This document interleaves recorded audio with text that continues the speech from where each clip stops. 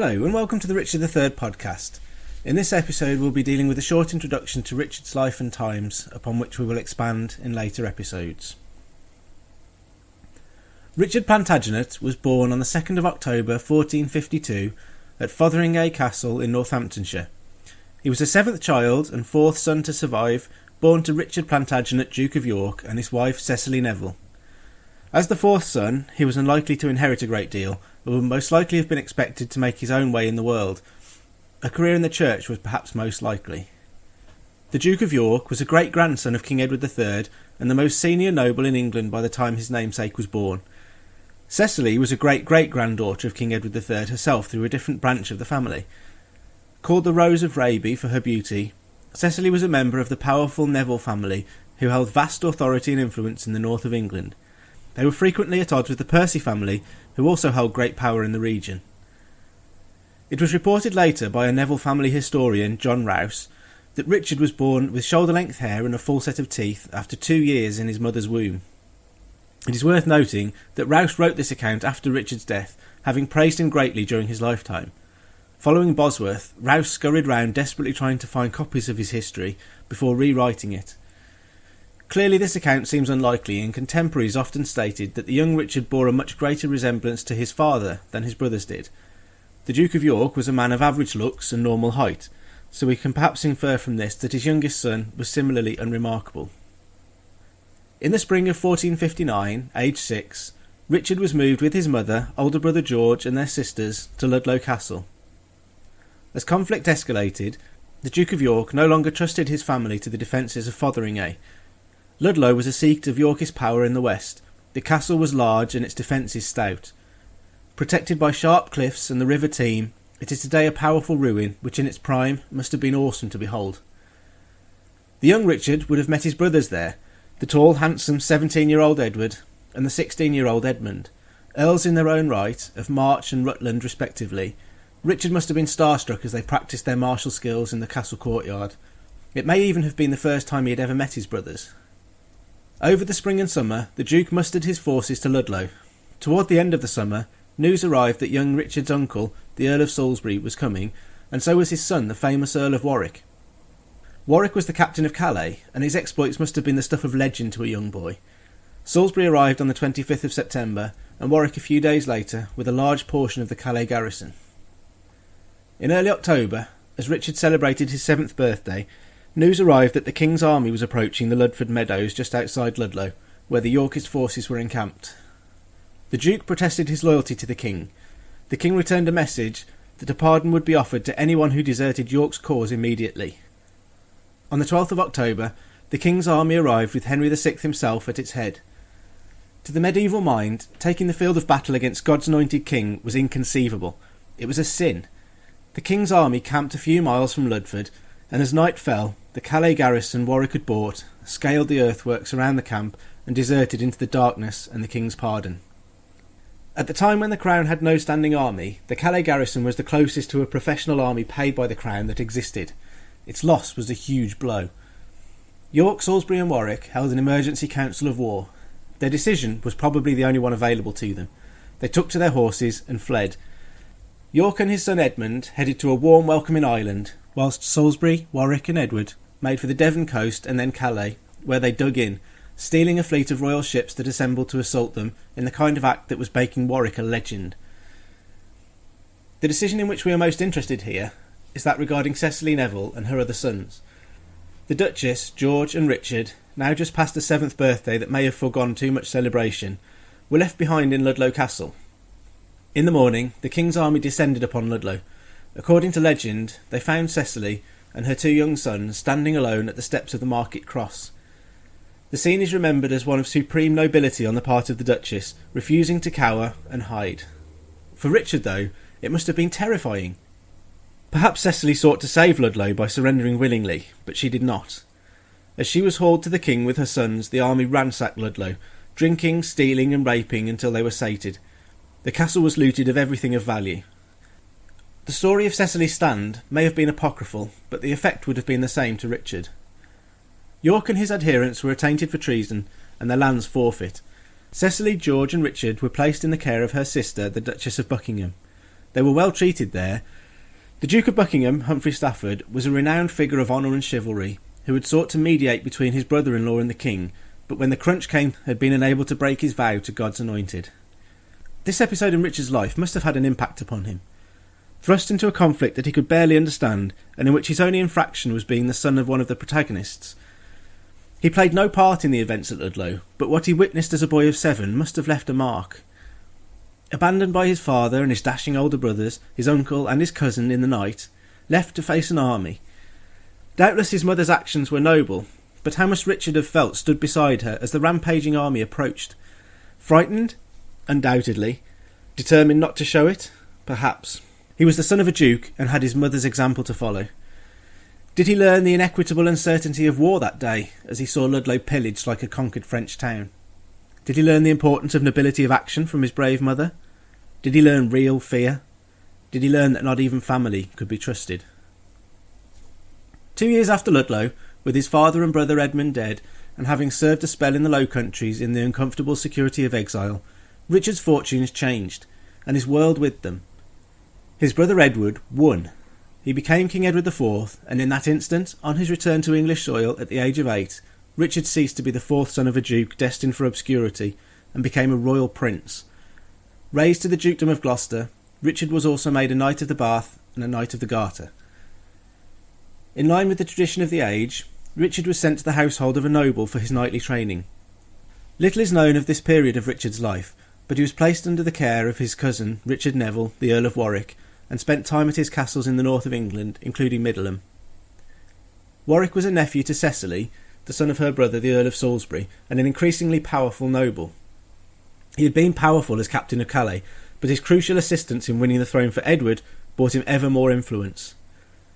It was perhaps at Middleham that Richard met Francis Lovell, who was to become his lifelong friend, probably Richard's best friend, right up until the end. No record remains of Richard's training regime at Middleham, but it is likely to have included knightly martial skills with sword, lance and a horse, combined with a deeply religious education, learning Latin and reading scripture. It is believed that it is during this period, at around 12 years of age, that Richard began to develop scoliosis, a sideways curvature of the spine. Expert analysis of his skeleton has suggested that he was not born with the condition, but developed it during adolescence. Some contemporary descriptions of Richard as an adult hint at an unevenness in his shoulders, but there was no widespread discussion recorded of it. After his death, Shakespeare would pass into legend the hunchback with the withered arm. We can be certain that he was neither, but as a young boy, looking at his vital 6'4" brother, the king, the pain that he must have begun to feel as the condition showed itself surely affected him emotionally as well as physically. At a time when physical imperfection was believed to be a signal of moral imperfection, Richard must have known how the world would judge him should his secret be discovered. Did he struggle through the increasing pain his training brought without showing his discomfort? Certainly he was considered extremely pious throughout his life, and this may have been influenced by his need to prove that he did not deserve his physical affliction. Richard never dwelt upon his physical condition, so I shall not seek to either, but it undoubtedly shaped the man that he became, and perhaps serves to make his later reputation on the field of battle all the more impressive. Richard Neville, Earl of Warwick and Richard's mentor, has passed into history as the Kingmaker. He played a pivotal role in the changing tides of the Wars of the Roses, but also in the development and experiences of his cousin Richard, Duke of Gloucester. In 1452, Warwick and his father had backed the king against the Duke of York, but in mid-1453, Henry VI had slipped into one of his catatonic periods. The Duke of Somerset, a favourite of Henry's wife, Margaret of Anjou, became effective leader of the government. Warwick was in dispute with Somerset over a large inheritance, and Somerset's rise, along with the disadvantage that it brought to Warwick, caused the Earl to change his allegiance. During the following decade, he became central to the cause of York. Warwick gained the title Captain of Calais during one of York's protectorates, and it provided him with a power base that proved crucial. Once Edward was king, Warwick was the most powerful noble in all the land. He was extravagant in the extreme, throwing huge banquets, always one course longer and more expensive than anyone else, including the king. Warwick also set about the most important task for the fledgling regime. He opened negotiations to arrange the marriage of Edward to the daughter of the French king. Edward tended to favour an alliance with Burgundy, France's enemy, but the Earl pressed on with the arrangements, believing that it was the best course for the country, not least because Margaret of Anjou was seeking to marry her son to the same French princess to rebuild and revitalise the Lancastrian threat. The negotiations were being finalised in 1464 when Edward casually announced to his Privy Council, as though it were some trifling matter he'd forgotten to mention, that he was already married, in secret, to a widowed commoner from a Lancastrian family who already had children. The open-jawed amazement may have been comical but for the offence that this caused Warwick. He was embarrassed both at home and in France, and his honour affronted. His relationship with Edward never recovered. In 1469, after spending nearly an hour on his knees before his old enemy, Warwick was reconciled with Margaret of Anjou and joined her to return Henry VI, who had been a prisoner in the Tower, to the throne. With Warwick's power behind it, the revolt succeeded. Richard was now 17, and it is here that we can glimpse him again as events unravel, though he is now far from the frightened boy of Ludlow. Warwick had 2 daughters, Isabel and Anne. He married Anne to the son of Henry VI to cement their alliance. The elder daughter Isabel was married to Edward and Richard's brother George, now Duke of Clarence. Whether Warwick intended to eventually place George upon the throne is unclear, but Clarence was certainly vain and ambitious. He joined Warwick and rebelled against his brother the king. Richard had grown up with the stories that surrounded Warwick of brave adventure. He had spent many of his formative years in Warwick's household and learned how to be a noble knight from the Earl. Warwick must surely have sought Richard's support for his uprising too, but if he did, Richard refused to give it and remained staunchly loyal to Edward throughout all that followed. Edward lost his throne for 6 months, from October 1470 to April 1471. On his 18th birthday, the 2nd of October 1470, Richard boarded a ship from the Norfolk coast with his king and fled with them into a second period of uncertain exile, this time in Burgundy. When Edward mustered his response, Richard landed with him and had his first taste of real fighting at the Battle of Barnet. He acquitted himself well in the fog, and at the following Battle of Tewkesbury he was given a command of his own. Warwick died at Barnet, and there is no record of Richard's reaction, but it seems natural that he would have felt relief at the passing of the greatest enemy of his house, whilst also mourning the loss of his mentor and father figure. Henry VI's son was killed at Tewkesbury, and with him gone, the Lancastrian cause collapsed. Margaret of Anjou was captured and ransomed back to France, where she lived out the rest of her life in obscurity. Henry VI was disposed of when Edward returned to London. The killing of King Henry is often attributed to Richard personally, but although he was in the Tower at the time, there is no direct evidence to link him to the deed. Even if he had done it personally, it would no doubt have been at the instruction of his brother. The story that Richard killed Henry himself seems to have been woven into the dark reputation he acquired as early proof of a predisposition to such acts. Either way, he would have learned from his brother that a king can tolerate no other king to live should he wish for security.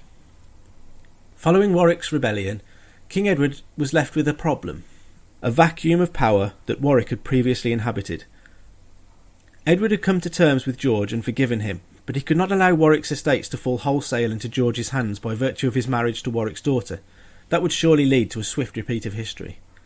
In 1472, Richard married Warwick's other daughter, the widowed Anne. This match has produced much speculation about Richard and his motives. Certainly Anne brought with her a hefty inheritance, the other half of Warwick's estate.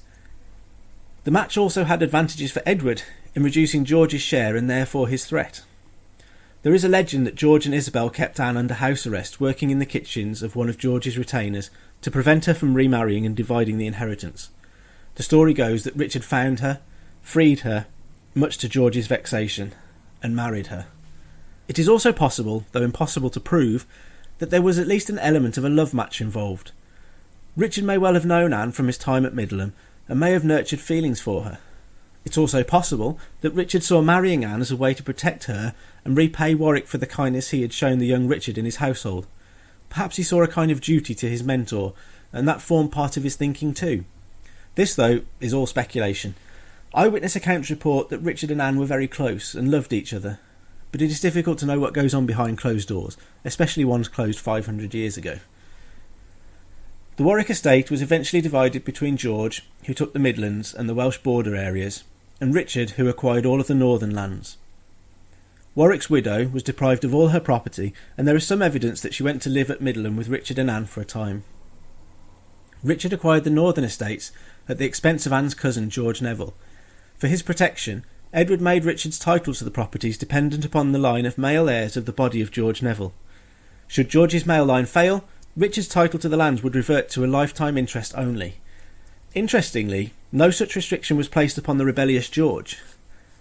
Again, we can only surmise the dismay Richard must have felt at being dealt with in such a manner. Clarence had rebelled, yet held full title to his wife's inheritance. Richard had been nothing but loyal, sharing the king's exile and aiding in the retaking of his throne, yet was repaid with a restriction that meant that he relied upon others for his own security. In spite of this, Richard offered a decade of faultless service to his brother in controlling the notoriously uncontrollable north of England. Richard became immensely popular in the region, championing its cause at court. He sought tax reductions for the region and fought to improve the financial situation that he had found there. He also took a keen interest in legal matters, showing a concern for the common man that must have seemed outrageous at the time. Two examples offered by A.J. Pollard in his book Richard III and the Princes in the Tower have long stuck in my mind. A John Ransom appealed to Richard in 1480 against Sir Robert Claxton of Hordern, a leading member of the local gentry, who Ransom claimed was preventing him from working on his own land. Not only was Claxton of higher social rank, but he was a father to one of Richard's retainers and a father-in-law to another. These social and family ties would have been expected to see Claxton's cause championed by the Duke. However, Richard found in favour of Ransom, warning Claxton so to demean you that we have no cause to provide his legal remedy in this behalf, a barely veiled threat that Claxton should do as he was told. Even earlier, in 1473, a petition to Parliament told how Richard had unknowingly taken into his service the father of Catherine Williamson of Rickle's husband's murderers. When Richard discovered that the man had aided and abetted his sons, he ordered that the said Thomas should be brought unto the jail of York, there to abide unto the time that he were lawfully acquitted or attainted. At this time it would have been usual for those wearing the livery of a lord to expect their protection from such a charge, but Richard was not swayed by such concerns in his pursuit of justice. Acts such as these could be construed as ploys on Richard's part to court favour in the north, yet he also risked upsetting the more powerful elements there. Less favourable opinions of him viewed such things as examples of Richard's dissembling, disingenuous nature in building his reputation in readiness for an assault upon the throne. If so, he played a truly long game, for over a decade, with no obvious prospect of the crown and no hint of an attempt to launch a bid. He was not perfect.